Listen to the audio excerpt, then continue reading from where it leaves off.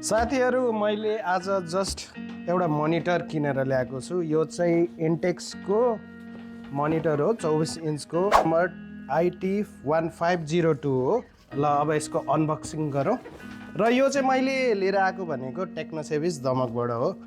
तपाईँहरू पनि केही सामान किन्नु छ भने त्यहाँबाट किन्न सक्नुहुन्छ, एकदमै रिजनेबल रेटमा दिनुहुन्छ। ल अब अनबक्सिङ गरौँ है त मोनिटर।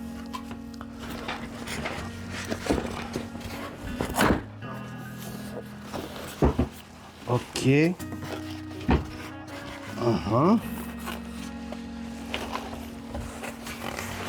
ल यो माथिको सामानहरू चाहिँ सबै एक्सेसरिज हो यो मोनिटरको लागि हैन।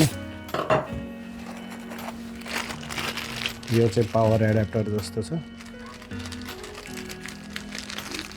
त्यतिका खोल्दैन त।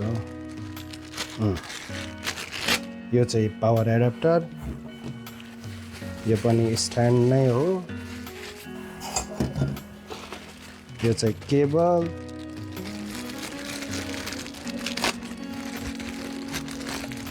यो चाहिँ HDMI केबल है त। यो चाहिँ VGA केबल।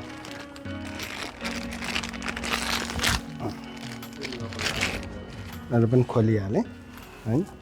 अब हाम्रो मोनिटर चाहिँ चट्ट यहाँ छ।